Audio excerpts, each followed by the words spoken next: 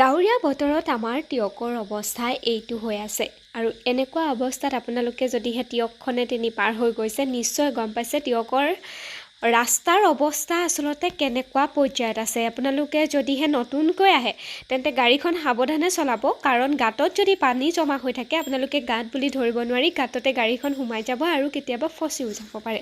গতিকে এয়া দেখিছেনে আমাৰ 4 লেনযুক্ত ৰাষ্ট্ৰীয় ঘাইপথৰ অৱস্থা, আৰু আমি বৰ্তমান তিয়কৰে বাসিন্দা। ক'বলৈ লাজেই লাগিছে যদিও তথাপিও কৈছোঁ, ৰাস্তা সোনকালে ভাল হ'ব তাৰেই কামনা কৰিছোঁ। বাৰু এইবিলাক বাদ দিছোঁ, ৰাস্তাৰ কথা সদায় কিমান কৈ থাকিম। আজি বিকাশ গগৈ দাদাই নিমন্ত্ৰণ জনাইছিলে, তেওঁলোকৰ এটা চেণ্টাৰ অপেনিং কৰিছে, এবছলিউট এবাকাছ চেণ্টাৰ, আৰু আমি তালৈ গ'লোঁ। আৰু আজি ইয়াত তিয়কতে তিয়ক জাতীয় বিদ্যালয়ৰ সমীপত এই চেণ্টাৰটো অপেনিং কৰিছে।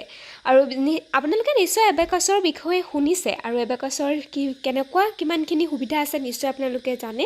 আৰু ইয়াতো আজি ছাত্ৰ ছাত্ৰীসকলৰ সুবিধা হোৱাকৈ এই চেণ্টাৰটো অপেনিং কৰিছে, আৰু মোৰ কাৰণে ৰৈ আছিল আৰম্ভ কৰিবলৈ, আৰু মই গৈ পালোঁগৈ অৱশ্যে। আৰু কেইবাগৰাকীও বিশিষ্ট ব্যক্তি আছিল আমাৰ তিয়কৰ, আৰু এয়া আৰম্ভ কৰিছে উজ্জ্বল বৰদলৈয়ে। আজি আগবঢ়াবলৈ আমি শুভাৰম্ভ কৰিবলৈ আগবাঢ়িছোঁ। সেই অনুষ্ঠানটোৰ নাম হৈছে এবছলিউট এবাকাছ, আৰু ইয়াৰ নেতৃত্ব লৈছে আমাৰ এই অনুষ্ঠানৰ স্বত্বাধিকাৰী শ্ৰদ্ধাৰ শ্ৰী বিকাশ কুমাৰ গগৈদেৱে। আৰু এনে এক মাহেন্দ্ৰক্ষণত আজি আমাৰ মাজত উপস্থিত হৈছেহি তিয়ক অঞ্চলৰে কেইবাগৰাকীও বিশিষ্ট ব্যক্তি। প্ৰথমতে আজি আমাৰ এই সৌভাগ্য যে আমাৰ মাজত উপস্থিত আছে এই অঞ্চলৰ এগৰাকী বিশিষ্ট শিক্ষাবিদ, প্ৰাক্তন অধ্যক্ষ, আমাৰ সকলোৱে শ্ৰদ্ধাৰ সন্মানীয় প্ৰশান্ত কুমাৰ দাস ডাঙৰীয়া। তদুপৰি আমাৰ মাজত আজি উপস্থিত আছে তিয়ক আঞ্চলিক ছাত্ৰ সন্থাৰ উপদেষ্টা তথা বিশিষ্ট সমাজকৰ্মী ৰন্তু ভূঞা ডাঙৰীয়া। আৰু আজি অনুষ্ঠানটোৰ ফিতা কাটিবলৈ গৈছিলে তিয়কৰে এগৰাকী শিক্ষাবিদ প্ৰশান্ত দাস ছাৰ, মানে মইতো তাৱৈ বুলিয়ে মাতোঁ বাৰু, তেখেত গৈছিলে। আৰু লগতে আছিলে তিয়কৰ ৰন্তু ভূঞা দা, লগতে তিয়কৰ কেইবাজনো ব্যক্তি আছিল। আৰু এয়া ইতিমধ্যে অনুষ্ঠানৰ আৰম্ভণি হ'ল, বন্তি প্ৰজ্বলন হ'ল, ফিতা কটা হ'ল, আৰু তাৰপিছতে সেই চেণ্টাৰটি আজি মুকলি কৰা হৈছে। যি বৰ্তমান সময়ত ছাত্ৰ ছাত্ৰীসকলৰ কি হৈছে, সহজতে মনত ৰাখিবলৈ বহুখিনি অসুবিধা হয়, লগতে একে ঠাইতে বহি পঢ়িব নোৱাৰে, বা মোবাইল ফোনৰ প্ৰতি আসক্তি, বিভিন্ন ধৰণৰ সমস্যা আছে ছাত্ৰ ছাত্ৰীসকলৰ। আৰু সেই ছাত্ৰ ছাত্ৰীসকলৰ যিখিনি সমস্যা, সেই সমস্যাখিনি এই এবাকাছে দূৰ কৰিব, বা বিভিন্ন এতিয়া বৰ্তমান সময়ত আজি আকৌ কিছুদিনৰ পিছত চৰকাৰী চাকৰি ওলাব, চাকৰিৰ কাৰণেও এপ্লাই কৰিবৰ কাৰণে ইয়াত প্ৰশিক্ষণ দিব। মুঠতে বহুখিনি সুবিধা ইয়াত আছে। আৰু ইয়াত জনাইছে যে তেওঁলোকৰ 5টা পৰ্যায় হ'ব। প্ৰথমতে তেওঁলোকে এটা এটাকৈ অতিক্ৰম কৰিব, আৰু ক্লাছ 1ৰ পৰা 9 লেভেললৈকে তেওঁলোকে ইয়াত ক্লাছসমূহ কৰিব। আৰু অধিক জানিবৰ বাবে মই আপোনালোকক স্ক্ৰীণত ফোন নাম্বাৰটো দি দিম ওপৰত ডেছক্ৰিপশ্যনত, আপোনালোকে কল কৰি পিনি আপোনালোকে জানিব পাৰিব। আৰু সেয়া ইতিমধ্যে ফিতা কটা পৰ্ব আৰম্ভ হৈছে। মই শুভকামনা কামনা কৰিছোঁ। সকলোকে আন্তৰিক শ্ৰদ্ধা শুভেচ্ছা জ্ঞাপন কৰি আজিৰ এই অনুষ্ঠানটিৰ শুভ উন্মোচন কৰিবলৈ আগবাঢ়িছোঁ, সকলোৰে সহযোগিতা কামনা কৰি। তাৰপিছত আমি অনুষ্ঠানত উপস্থিত থকা ব্যক্তিসকলক অকণমান সন্মান জনালে তেওঁলোকে, আৰু সেয়া সন্মান জনোৱাৰ পিছতেই বৰ বিশেষ দীঘলীয়া অনুষ্ঠান নাছিল, খুব কম সময়ৰ ভিতৰতে আচলতে অনুষ্ঠানটো তেওঁলোকে সমাপ্ত কৰিলে। আৰু এয়া আমাকো অকণমান সন্মান দিলে, তাৰ বাবে তেওঁলোকক ধন্যবাদ জ্ঞাপন কৰিছোঁ। ইয়াৰ কাৰ্যসূচী হিচাপে সভাৰ উদ্দেশ্য ব্যাখ্যা আছে। প্ৰথম কথা হৈছে আপোনালোকক অলপ আভাস দি ল'ব বিচাৰিছোঁ, আমাৰ এই অনুষ্ঠানটো মূলতে আজি উপস্থিত আছে। গতিকে এই অনুষ্ঠানটো আমাৰ তিয়ক অঞ্চলৰ বাবে অতি চিনাকি অনুষ্ঠান, ব্ৰিলিয়ন টিউটৰিয়েলছ। কিয়নো 2000 লাৰ্ণ এণ্ড ফান অৰ্থাৎ ধেমালিৰ জৰিয়তে শিক্ষা, তাতে ল'ৰা ছোৱালী আজিকালি জানে যে ল'ৰা ছোৱালীয়ে এটা প্ৰতি মাহেকত লৈ আছে। আমি খুব কম নিৰিখ ৰাখিছোঁ, আমি প্ৰতি মাহে 500 টকাকৈ ল'ম ছাত্ৰ ছাত্ৰীসকলৰ পৰা। সেইখিনিও আমি স্পষ্টকৈ আপোনালোকে যিহেতু আহিছে, গতিকে সকলো ল'ৰা ছোৱালীক আপোনালোকৰ সন্তানক দিয়াৰ আগত তাৰ আতিগুৰি আপোনালোকে জনাটো আপোনালোকৰ বাবে প্ৰয়োজন। আজিৰ যিটো আমাৰ এবছলিউট এবাকাছৰ যি এটা শাখা ইয়াত উন্মোচন কৰা হৈছে, আজি এটা আনুষ্ঠানিকতা পালন কৰি আৰম্ভ কৰা হৈছে। আজিৰ এই সভাখনত উপস্থিত থকা আমাৰ তিয়কৰ এগৰাকী অগ্ৰণী সমাজ সেৱক তিয়ক প্ৰান্তিক যুৱক সংঘৰ সম্পাদক তথা ছাত্ৰ সন্থ উপদেষ্টা আমাৰ ৰন্টু ভূঞা ডাঙৰীয়া, তিয়কৰ একমাত্ৰ মহিলা সাংবাদিক স্মৃতিপা লাহন ডাঙৰীয়ানী, বিশেষকৈ মোৰ অতি পুৰণি চিনাকি আমাৰ বিকাশৰ মাতৃ, তেখেতৰ আমাৰ আগৰে বহুদিনীয়া চিনাকি।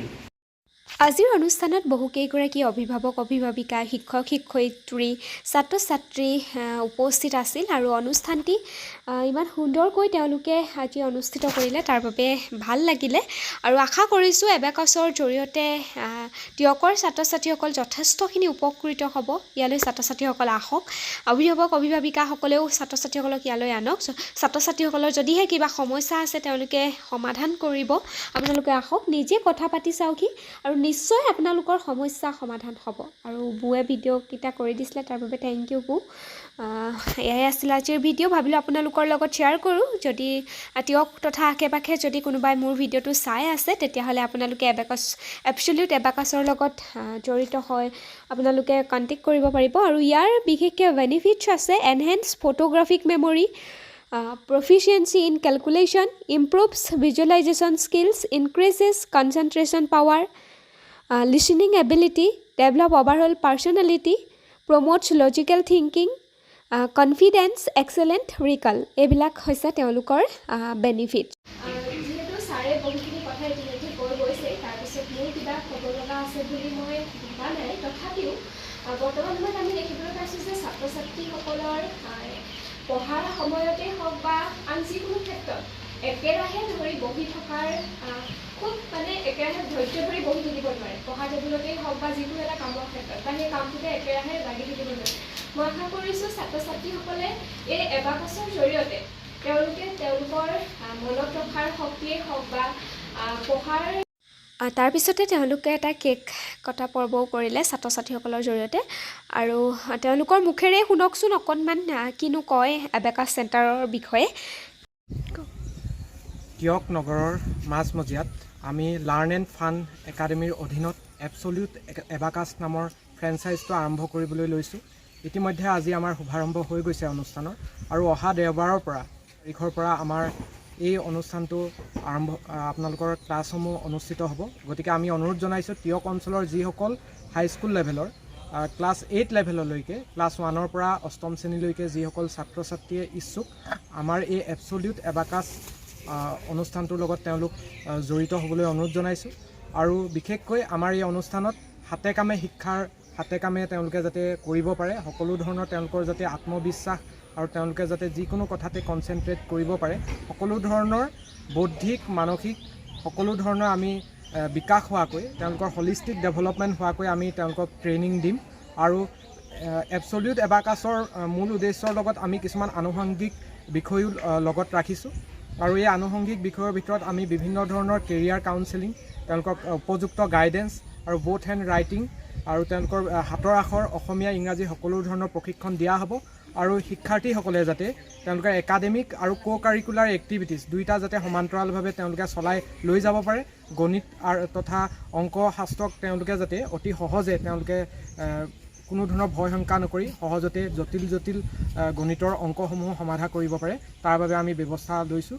গতিকে আপোনালোকৰ তিয়কৰ যিসকল বিদ্যালয়ৰ ছাত্ৰ ছাত্ৰীসকল ইচ্ছুক তেওঁলোকলৈ আমি অনুৰোধ জনাইছোঁ, তেওঁলোকে যাতে তেওঁলোকৰ সন্তান অহা দেওবাৰৰ পৰা আমাৰ মাজলৈ আমাৰ অনুষ্ঠানক তেওঁলোকে দায়িত্ব সহকাৰে দিয়ে। আমি তেওঁলোকৰ ভৱিষ্যত উজ্জ্বল কৰিবলৈ আমি দৃঢ় প্ৰতিজ্ঞ। এইটোৱে আছিল আজি ভিডিঅ'। তাৰপিছত মই পিছবেলা আজি বহু বছৰৰ মূৰত বৰশীত মাছ তুলিলোঁ আৰু বহুত ভাল লাগিলে আজি। আৰু আপোনালোকক এবাকাছৰ বিষয়েও আজি ক'লোঁ। যদি আপোনালোকে ভাল পালে ভিডিঅ'টো চাই তেন্তে মোৰ পেজটি ফ'ল' কৰি দিব। Thank you, bye bye, love you all.